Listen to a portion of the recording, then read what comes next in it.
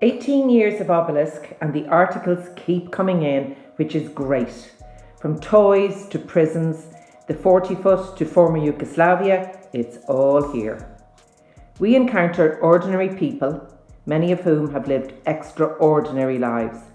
Their tales add to the rich archive of our area's local history. So here's what you can expect in this year's Obelisk. Local man Barry Malloy was a Garda sergeant in Rathfarnham when he decided that the time was right for an adventure. In his article, Barry tells us how he set out in 1996 to work for the UN Transitional Administration in Eastern Slavonia. In Mount Anvil Primary School and the Sacred Heart Order, committee member Muireann O'Reilly Kelly reminisces about her years in the school in the 1960s. There are some shops that are really special and dearly loved. Nimble Fingers is one of those. Pat Staunton describes how he bought the shop in 1983 from the Tweedy family. Despite dramatic changes on all sides, Nimble Fingers has been selling quality toys for over 60 years. Dundrum Carnegie Library has been a landmark in that village for almost 110 years. Local historian John Lennon chronicles the efforts made to get the library built. It was not plain sailing despite the funding available from the Scots-American philanthropist Andrew Carnegie. This year, author James Scannell brings us back to the 1st of January 1916. We hear about an unfortunate incident when O'Reilly knocked down and killed a pedestrian. If you are not already familiar with the website youwho.ie, its creators June Bowe and Karen Poff have written an article describing how best to use the website when doing research. Former committee member Brian McMahon has written about the exploits of Andrew MacDonald in Andy Mac, a Republican officer in South County Dublin, 1916 to 1924.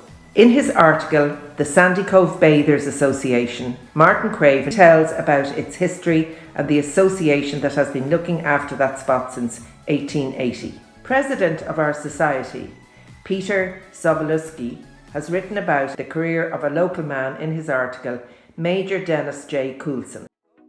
Galway man and civil engineer Martin Glynn has lived in Stillorgan for many years. In Kish Connections, his daughter Sheena Lambert recalls one of his major works.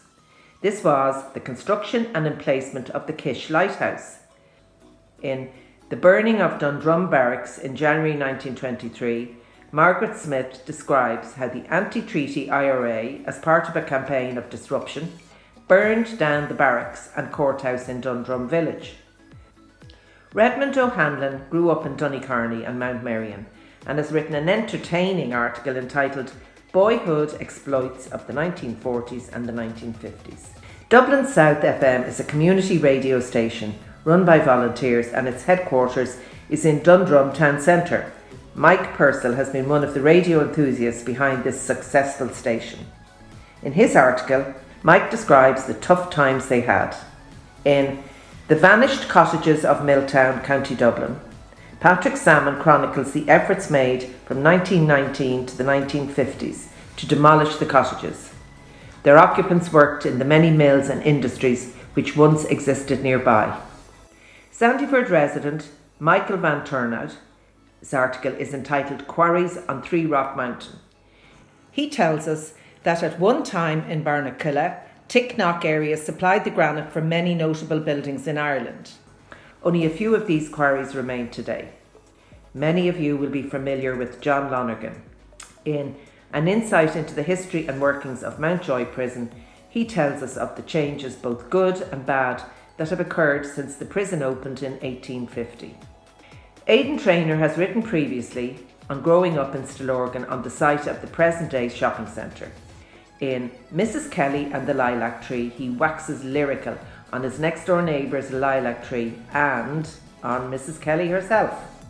In Samuel Nelson, DMP, 1864 to 1917, Micheál Nelson writes about his uncle who joined the Dublin Metropolitan Police in 1889.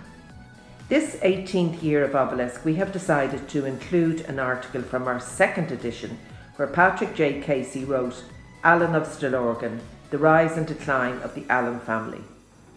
Every year the Society organises a trip in the month of May. This year it was to Roscrea and Leap Castle. Once again, Aidan Fearick has kindly written about the day and gives us a brief account of Roscrea Castle, the architectural gem of Daymore House, St Cronan's Church and High Cross, and very, very spooky haunted Leap Castle.